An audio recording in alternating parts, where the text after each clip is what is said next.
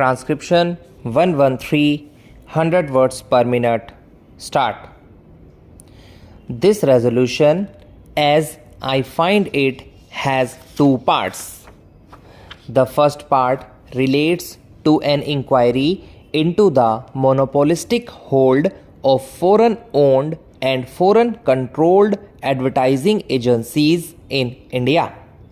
The second part is in regard to the desirability of government taking advantage of Indian advertising firms in relation to its advertisement of nationalized concerns, railways, and so forth.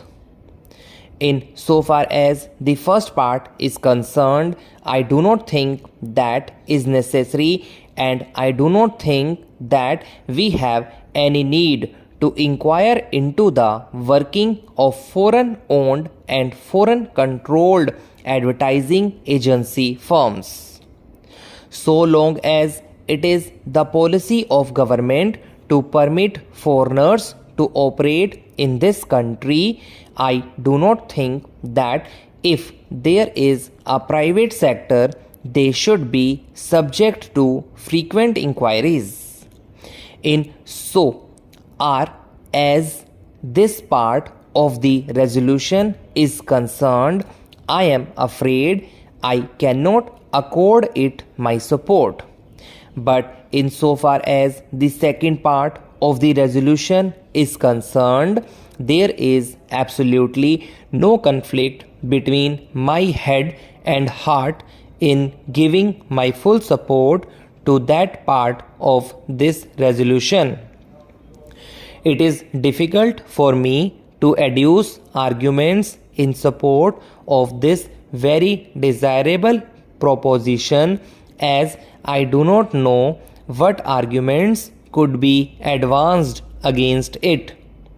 I should have liked very much Dr. Keskar to speak first if he were opposed to it, because I think that any reasonable person should support it.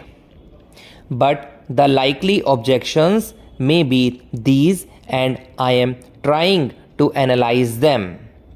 First, it might be stated that it might mean discrimination.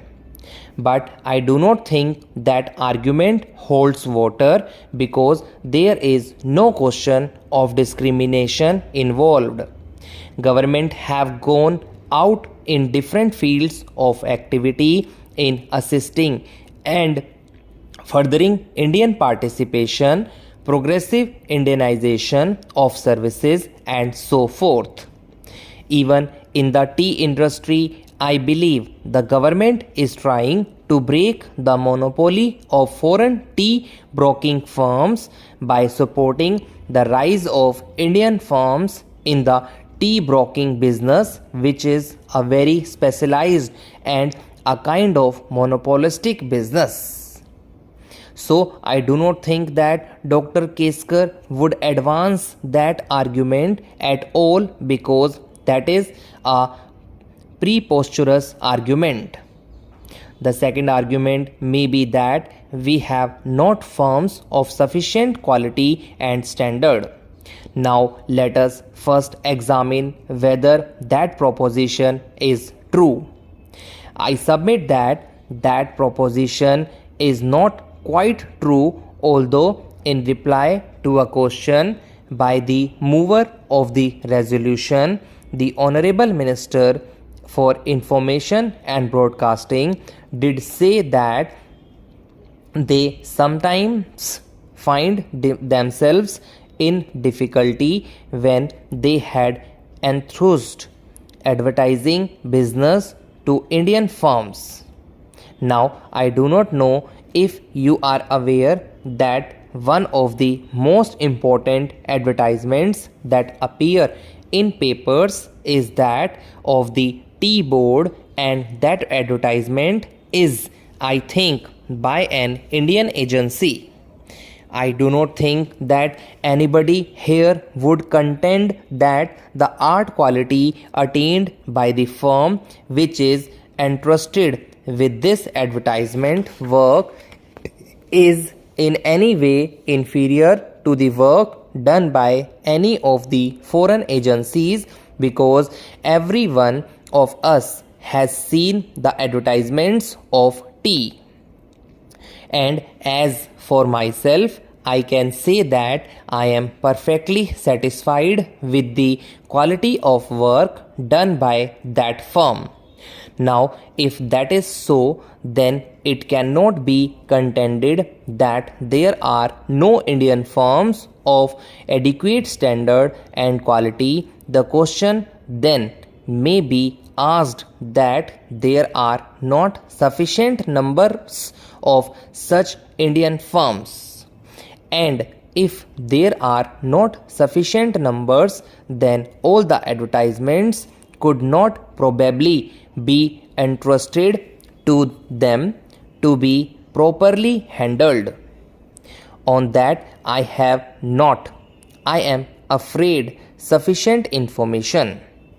Probably the Honorable Minister knows better as to how many Indian firms there are who can compare favorably or who are probably better than foreign advertising firms.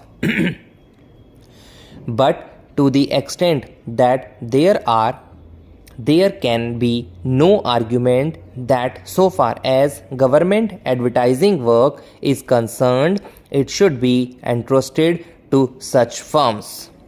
I understand that these Indian advertising agency firms had met government and they were given certain assurances.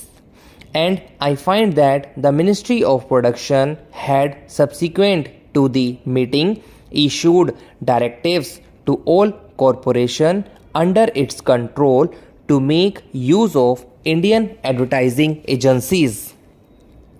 I should have thought that directive would have been based on an appreciation of the work that could be performed by the Indian advertising agency firms. But the surprising part of it is that even thereafter, many public undertakings like NEPA Mills and the new nationalized insurance corporations have entrusted their work to foreign agencies. This certainly is surprising. I had said just now that a question might be asked as to whether there were sufficient firms of requisite standard available to handle all the work. If there are not, I believe that there is a duty cast upon government to create conditions so that an adequate number of firms of the requisite standard may come up. Everybody is aware that advertising is a specialized job. Then there should be provision for the training of personnel. I find in the memorandum which the Indian advertising agency firms submitted to the government that they had also made certain proposals in this regard. I should very much like to know if government has taken any action in this regard, because it is desirable that Indian personnel should be trained to equip themselves for this highly specialized work. But so far as the resolution is concerned, I do not think that so eminent a person as the Honorable Minister would in any way object to the second portion of the resolution, and it is really a little shameful that while we have firms of adequate standard and quality, government business should be going out to foreign agency firms. This is not the sectionalism. It is certainly the duty of the government to assist their own nationals, particularly when they are of the requisite quality.